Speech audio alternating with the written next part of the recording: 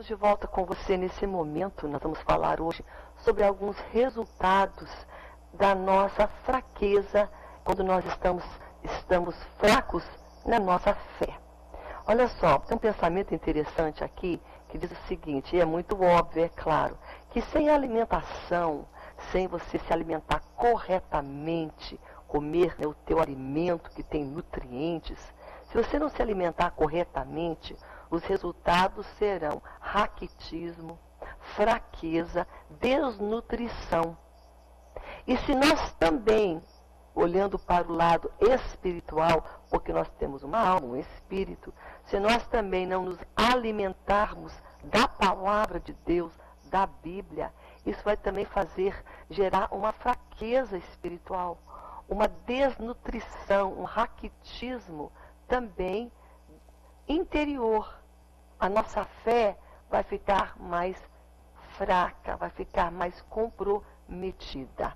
E aqui a gente pode ver em Romanos, no capítulo 1, no versículo 17, diz o seguinte, que o justo viverá pela fé. É por fé que nós falamos com Deus. É pela fé que eu creio em Jesus. Eu não estou vendo Jesus, não estou tocando nele, mas a minha fé me leva a crer. A minha fé me leva a ter um relacionamento íntimo, profundo, sincero e duradouro com a pessoa, com Deus que é pessoal, com Cristo. Então é pela fé que nós vemos o impossível, cremos no Deus do impossível, temos um relacionamento com Deus, vivemos para Deus, falamos dele, cantamos para ele. Então o justo viverá pela fé. É a fé que nos leva a Deus. Ora, a Bíblia diz também em Hebreus, no capítulo 11, que sem fé é impossível o meu coração agradar o coração de Deus. Se você quer agradar Deus hoje, a maneira de você agradá-lo é você crer que ele existe, diz a palavra também. E ele é galardoador daqueles que o buscam. E até mesmo para buscar a Deus, tenho que ter fé.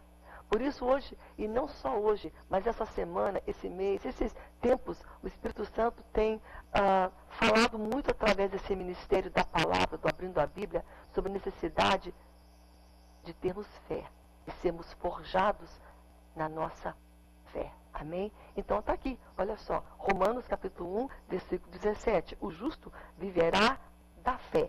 2 Coríntios capítulo 5, versículo 7, diz o seguinte, andamos por fé, não pelo que vemos. Não é fácil não, porque a gente quer andar por aquilo que nós estamos vendo, não é? Aquilo que nós estamos enxergando. Nós queremos, como Tomé, tocar para poder acreditar, não é? Mas a Bíblia diz que nós não andamos, nós andamos por fé e não por aquilo que nós estamos vendo. Vamos começar hoje com alguns resultados da nossa incredulidade, da nossa falta de fé. O primeiro deles está aqui. A falta de fé, ela produz medo. Quando uma pessoa tem muito medo e ela está muito receosa, é porque a sua fé também está fraca. Porque uma fé forte, uma fé atuante, ela tira o medo. O medo, ele vai cair por terra. A Bíblia fala em João, se não me engano, 1 João 4,18, que o amor lança fora o medo. Esse amor está em Deus. E quem está em Deus conhece esse amor.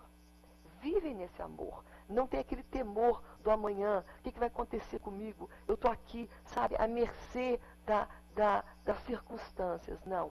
Quando nós cremos em Deus, confiamos em Deus, vivemos para Deus, somos filhos de Deus, a nossa vida não está à mercê daquilo que pode vir. Nós estamos na mão dele. Se acontecer algo, é porque é permissão dele. Seja algo positivo ou negativo. Porque a Bíblia que eu leio, que você lê também, diz que todas as coisas contribuem para o bem daqueles que amam ao Senhor. Então a nossa vida, ela está nas mãos de Deus. Tem pessoas que falam, mas que tragédia, falta de Deus. Nem sempre. Muitas pessoas vivem para Deus e elas passam por momentos difíceis. Mas nós temos que entender algo, que nós podemos passar pelos vales, passar pelas dores, mas nós podemos ser poupados de sentir aquele pânico, aquele desespero, aquele medo que não vem de Deus. Amém? Então, um dos indicadores da falta de fé no nosso coração é a presença em excesso, a presença mais assim, né, magnificada do medo, do temor no nosso coração. E Deus conhece a gente. Sabe, em tantos momentos da Bíblia, essa palavra, duas palavrinhas, está tão presente. Não temas. Deus fala isso. Até para anunciar uma coisa boa, que era o nascimento de Jesus, o povo ficou com medo ali, né? Com os anjos dizendo, Jesus já foi falando, Deus já foi falando, enviando o anjo dizendo, não temas, não fique com medo, porque então vocês não vão poder acreditar, não vão poder entender o que está acontecendo, porque o medo impede a compreensão, que nos leva também a entender e a crer. Porque fé é também algo racional, ele é algo que vem de Deus, do nosso coração, mas é um sentimento inteligente. Amém? E o medo luta, o medo opõe a nossa fé. Então a falta de fé, muitas vezes, ela produz medo. A falta de fé também, muitas vezes, ela produz conjecturação no coração do homem. E o que significa conjecturação? Racionalidade. Quando o homem às vezes não crê, ele quer ser muito racional e começar a conjecturar, a racionalizar, a explicar coisas da maneira humana, como ele está entendendo, fazer a leitura dele. E aqui, o povo, nessa história aqui, vou até ler aonde nós estamos situados, para você entender o que nós estamos aqui tentando te apresentar. Nós estamos aqui em Marcos, capítulo 4, uma passagem onde Jesus acalma uma tempestade. E Jesus está dentro daquele barco, naquele mar, no meio daquela tempestade, só que ele está dormindo. E os discípulos estão ali acordados, passando por aquele sufoco. E Jesus acorda e acalma o mar. E claro que os discípulos estão racionalizando. Tem o quê? Uma tempestade? Nós vamos morrer. Tem um problema? A gente vai sucumbir. Só que o solucionador não estava longe lá no céu, estava junto com eles, dentro daquele barco.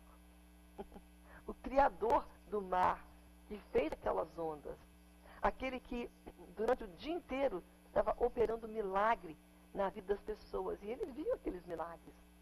Mas na hora do sufoco, do medo, estão tentando racionalizar as coisas. Olha, isso aqui a gente vai afundar. Isso aqui não tem jeito. E começaram a gritar, desesperados. Mas a verdade é essa. O barco aonde Jesus está não vai afundar. Então Jesus está na tua vida. Pode estar uma tempestade aí. Você pode estar passando por uma dor, uma afronta, algo que está te deixando perplexo. Mas Deus é socorro bem presente na angústia. Jesus estava presente naquele barco. Jesus estava lá. Mas isso significa que eles não foram poupados de passar por aquela tempestade. E você pode estar hoje argumentando, mas eu não mereço isso. Eu sirvo a Jesus. Eu sou fiel na igreja, fiel na casa do Senhor, fiel nos dízimos. Eu oro, eu leio a Bíblia. Eu não merecia isso. Os discípulos também podiam racionalizar. E é o que eles estavam procurando fazer. Racionalizar. Olha só, nós estamos trabalhando para Jesus. Passamos o dia todo vendo milagres. Então aqui na obra dele, agora vem esse mal. No nosso barco a gente vai morrer. Estavam racionalizando. Porque quando a gente para de crer, nós damos motivo, então, para começar a conjecturar, a racionalizar e também a tentar explicar. E aqui, Jesus pergunta, por que vocês estão tão tímidos? E essa palavra tímidos aqui, vamos ver o contexto da história para você entender. Eles estavam no barco, e o barco começou, então, levou um temporal. Jesus estava na popa, dormindo sobre o travesseiro. Eles o despertaram e disseram, mestre, tu não te importas que nós vamos perecer? E Jesus então acorda, responde, repreende o vento e disse ao mar, acalma-te, mar, emudece. E o vento se aquietou e fez-se grande calma, grande bonança. Então Jesus disse para eles, por que vocês são assim tão tímidos? Como é que vocês não têm fé? Essa palavra tímidos pode ser traduzida por inseguros. Por que vocês são tão inseguros? A palavra tímidos pode ser traduzida também como palavra medrosos. Por que vocês são tão medrosos? A palavra tímido pode ser traduzida também como incrédulos. Por que vocês são medrosos, incrédulos? Vocês são inseguros, sem fé. A pessoa sem fé é insegura, é incrédula, é medrosa.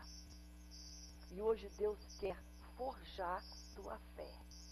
Você sabia que o inimigo não suporta uma pessoa que cresce em fé, que se fortalece em fé, que chega perto de Deus? Porque quanto mais perto de Deus nós chegarmos, através da palavra, porque a palavra gera fé, oração gera fé, isso fortalece.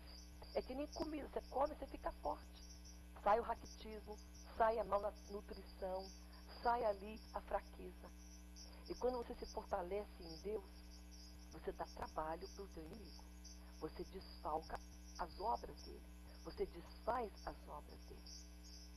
Então o inimigo, Satanás, não quer ninguém crescendo em fé. Por isso que ele luta contra você, para te fazer incrédulo, para te fazer medroso, para te fazer inseguro. Como diz Jesus aqui, por que vocês são tão tímidos? Então essa palavra timidez aqui é uma pessoa insegura, uma pessoa medrosa, uma pessoa sem fé, uma pessoa incrédula. Elas quase que todas traduzem o mesmo pensamento. E é isso que Jesus está se opondo. Jesus não tinha bronca dos discípulos, ele amava os discípulos, mas ele não amava a atitude no coração deles. A incredulidade, a timidez, o medo, a insegurança estava presente.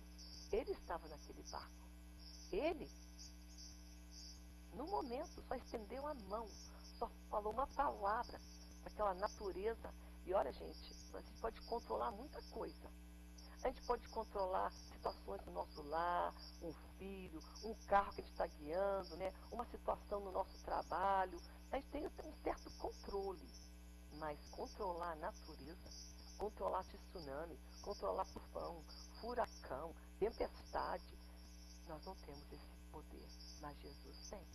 E ele diz para aquele vento, para aquela tempestade, para aquelas ondas, acalma-te. E tudo se fez calmo. Tudo se acalmou.